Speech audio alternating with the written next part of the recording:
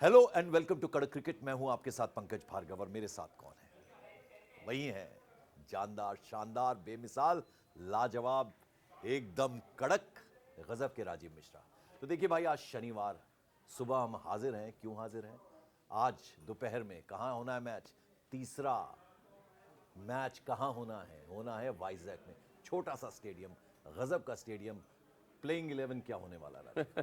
पंकज भाई ने तो आते ही तो रॉकेट दागा है कि मतलब सीधे मिसाइल ये कहते हैं आपने ऐसे गिराई है कि प्लेइंग 11 को लेके वाकई बहुत ज़्यादा टेंशन है भारतीय टीम में पंकज भाई, क्योंकि जो टीम चुनी गई है उसमें 3 विकेट कीपर चुन दिए थे। पेस बॉलिंग का कोई ऑप्शन नहीं है आपके पास और पेस बॉलरों को मार पड़ रही है। मतलब बॉलिंग का कोई ऑप्शन, मतलब बेसिकली आपने एक ऐसी टीम चुनी है जो जहाँ पे आप चाह कर भी रिप्लेस नहीं कर सकते किसी को। अब आप बताइए ना, ऋषभ पंत बाहर बैठे हैं, ध्रुव जुरेल बाहर बैठे हैं और नीतीश रेड्डी, इनमें से किसी को खिलाना चाहेंगे आप ऐसे मैच में जो जो डू एंड डाई वाला मैच है, जो सीरीज बिल्कुल नहीं। डिसाइड करेगा? देखिए सीधा जवाब है पंकज भाई का नहीं। तो जब पंकज भाई कह रहे हैं कि नहीं, तो बाकी टीम के जो टीम मैनेजमेंट के लोग हैं वो कैसे हिम्मत करेंगे इनमें से किसी को खिलाने की? ऋषभ पंत का रिकॉर्ड खराब है और अब बैट्समैन को रिप्लेस करने की जरूरत है नहीं। तिलक वर्मा एक और खिलाड़ी आपके बाहर बैठे हैं, आप उनको मे भी खिला सकते हैं वॉशिंगटन सुंदर की जगह, एक चेंज हो सकता है। अदरवाइज अगर आप देखें जहाँ पे चेंजेस की जरूरत है बॉलिंग डिपार्टमेंट में, जहाँ मार पड़ रही है। भाई रिंकू सिंह को बिठा के रखते हो आप? नहीं, उनको रिंकू कभी सिंह तो खिलाते टीम नहीं? में नहीं है। नहीं, वो भी तो वो एक तो कारण वो है। तो एज अ फिनिशर के तौर पे आप ले सकते थे उनको ओडीआई स्क्वाड में, जिस तरह का फॉर्म है। बट कह रही वो तो अलग मुद्दा। अभी तो मुद्दा ये है कि 15 आपने पहले गलत चुन ली। अजीत अगरकर साहब ने ऐसी आंख मूंद करके, वो तो इस समय धृतराष्ट्र बने हुए हैं, मुझे लग रहा है कि उनके पेपर रखते हैं और वो छू के पेपर साइन कर देते हैं कि भाई यहाँ कर दो, यहाँ साइन करना है। क्योंकि जो 15 देखिए, और 15 जब बनाई जाती है पंकज भाई, जब हम लोग पहले क्रिकेट कवर करते थे, मेन खिलाड़ियों का एक बैकअप होता था यार। पेस बॉलर इंजर्ड होगा तो एक पेस बॉलर टीम में, एक स्पिनर इंजर्ड हुआ तो आपका एक पेस स्पिनर होगा, और बैट्समैन के लिए एक बैकअप होता था। अब आप देखिए, कीपर का कभी कोई बैकअप नहीं होता था इंडिया में, क्योंकि इंडिया में आप फ्लाई करा सकते हैं किसी को भी, स्पेशलिस्ट जॉब है। यहाँ पे आप ऋषभ पंत को भी डाल दिया आपने, ध्रुव जुरैल को भी डाल दिया, कोई लेना देना नहीं। अगर आज आपने सिराज को डाला होता टीम में या शमी को डाला होता टीम में, तो आप उनको खिला सकते थे प्लेइंग 11 में, और बॉलिंग थोड़ी सी बेहतर लगती। तो बॉलिंग को लेके बहुत ज़्यादा टेंशन है पंकज भाई। और इस बॉलिंग अटैक के साथ अगर ऐसी गेंदबाजी की, और खुदा ना खास्ता टॉस जो हम 20 बार हार चुके हैं, 21वीं बार अगर टॉस हारे तो फिर मैच बचाना बहुत मुश्किल होगा। क्योंकि साउथ अफ्रीका बहुत ही कॉन्फिडेंट टीम है।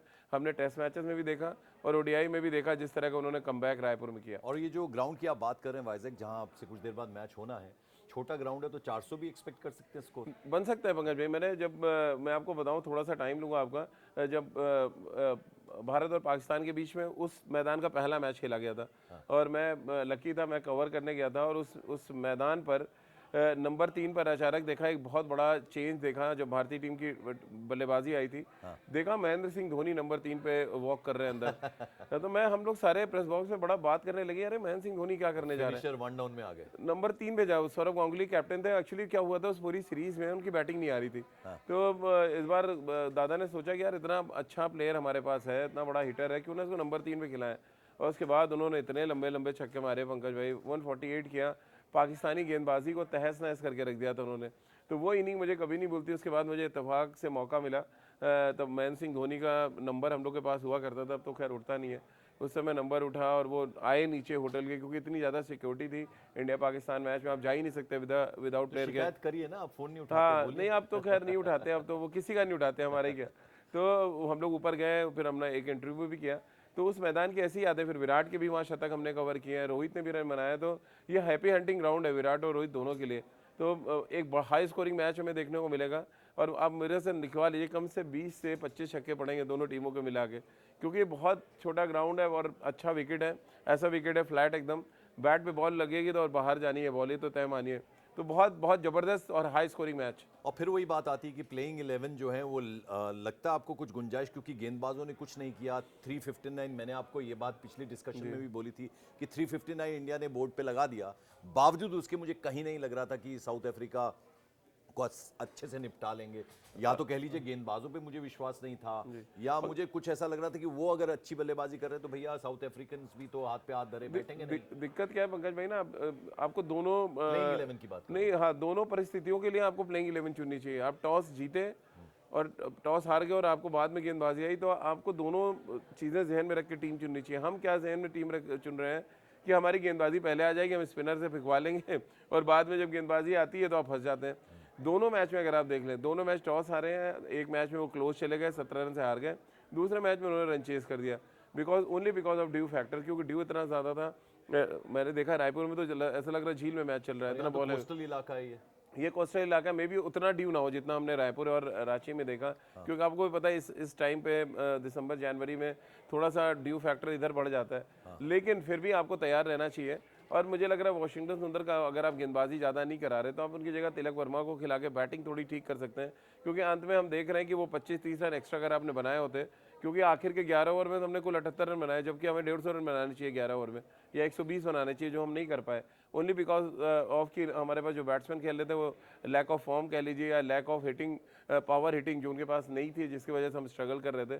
तो बैटिंग को अगर थोड़ा स्ट्रेंथ आप देंगे यानी मजबूती देंगे तो मे भी कोई बैट्समैन नीचे क्लिक करे, जो हमारे पास एक्चुअली फिनिशर नहीं इस टीम में। प्रॉब्लम ये जब से हार्दिक गए हैं हमारे पास वो नंबर उस स्लॉट के लिए प्लेयर तो है, लेकिन फिर वही बात आती है कि आप 15 में लाओगे तभी ना खेलेगा, जब 15 में लाओगे नहीं तो खिलाएंगे कैसे। हाँ, अब मैं आता हूँ टॉस पर, यानी अगर आप टॉस जीतते हैं तो पहले खिला लो साउथ अफ्रीका को, और फिर आपके पास एडवांटेज रहता है कि उनकी बॉलिंग पस्त हो जाएगी क्योंकि शाम होते होते, या आपको लगता है नहीं उससे कोई खास फर्क नहीं पड़ता, अगर आप अच्छे हैं टीम बैलेंस्ड है तो कोई फर्क नहीं पड़ता, या टॉस आपको लगता है निर्णायक है? देखिए पंकज भाई, पहला तो मुद्दा है विराट कोहली अगर आपकी टीम में है तो आप आंख मूंद के भारत में अगर आप खेल रहे हैं तो आप रन चेस के लिए जाएंगे।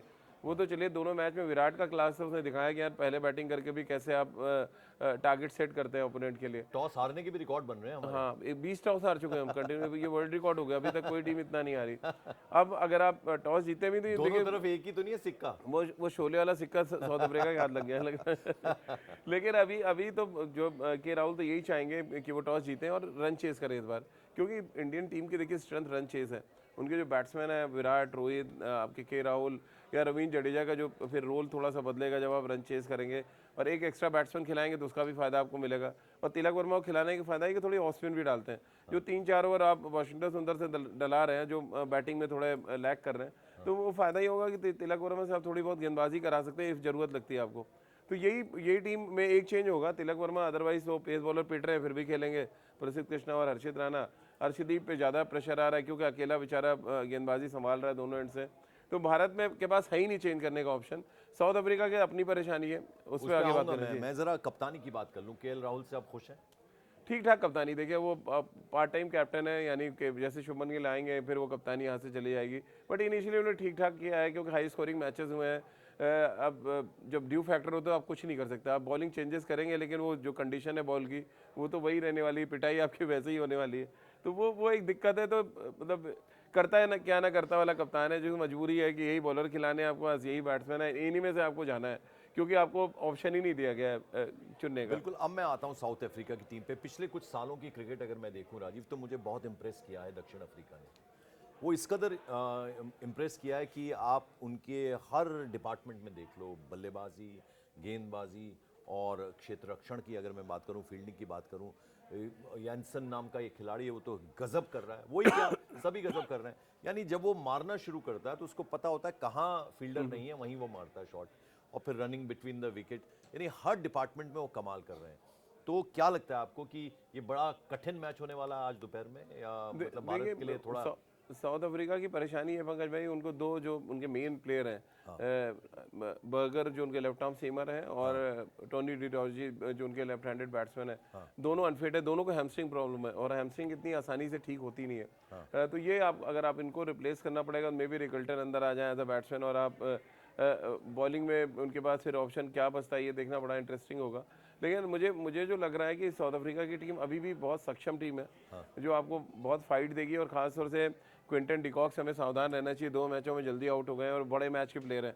तो क्विंटन डिकॉक और साथ में मार्कम जिन्होंने पिछले मैच में शतक लगाया, और नीचे मैं देख रहा हूँ नीचे उनके कार्बन बॉश जो मुंबई इंडियंस के लिए खेलते हैं, क्या कमाल का ऑलराउंडर है पंकज भाई। लगा 2 मैचेस में उन्होंने जिस तरह से बैटिंग करी है बहुत अच्छा है, और वो वही कमी देखे मैं जो बात कर रहा हूँ, या ब्रेविस की आप देख लीजिए, ब्रेविस की छोटी सी इनिंग 34 बॉल पे 54 रन, हमारे यहाँ जो बैटिंग हुई है पांडे की कमी सीधे हाँ, तो वो उनके पास जो की प्लेयर्स हर नंबर पे जो मैच को पलट सकते हैं, वो मिसिंग है हमारी टीम में। इसीलिए मैं थोड़ा सा एज यहाँ पे दक्षिण अफ्रीका में देख रहा हूँ कि मे बी अफ्रीका जो है सेटबैक कर दे एक और टेस्ट सीरीज की तरह वनडे सीरीज में भी। ऐसा नहीं होना चाहिए वैसे। अब जरा रोको के बारे में बता दीजिए। फिर से कमाल देखने को मिल नहीं रहा वो है तो मिलना है, देखिए उनमें से कोई एक तो चलना ही चलना है, क्योंकि वो एक तरह से मुझे लग रहा है जिस लायकारी से खेल रहे हैं और एक दूसरे के लिए खेल रहे हैं, मुझे लग रहा है कि यार तुम रन बनाओ और मैं खड़ा हूँ, या मैं रन बनाऊँ तुम खड़े हो, ये चल रहा है। तो ये रोहित और विराट के लिए मैच रन बनाने के लिहाज से नहीं, मुझे लगा जीतना बहुत इंपॉर्टेंट है। आप जीतेंगे ना तो वो सारी चीज़ें साइडलाइन हो जाएंगी, यार ये आए हैं अपने लिए खेल रहे हैं। बहुत क्वेश्चन भी उठ रहे हैं ना कि यार धीमा खेला विराट ने, इसे हार गए वॉट, लेकिन अंत में अगर आप दोनों का एनालिसिस देखें, मार्करम और विराट का, तो सेम स्ट्राइक रेट से खेले। अब उनकी टीम जीत गई क्योंकि उनके लोअर ऑर्डर ने रन बनाया, हमारे नहीं बनाया, तो तमाम आंसर्स का जवाब मिल जाएगा मुझे कितना लगता बड़ा खिलाड़ी कि एक मैच में 135 बनाता है, दूसरे में है। 105 बनाता है, फिर वो धीरे खेल रहा है, वो तेज खेल गया, वो लापरवाही से खेल गया। यानी आप अच्छा करने के बावजूद भी आपको हाँ, कुछ ना कुछ क्वेश्चन तो इंडियन क्रिकेट में क्वेश्चंस चलते आपकी क्रिकेट पे उठते हैं। लेकिन हम उम्मीद करते हैं कि वो जो 3 सेंचुरी यानी हैट्रिक लगाने का मामला है वो करने वाले हैं विराट कोहली। अब से कुछ देर बाद मैच शुरू होगा।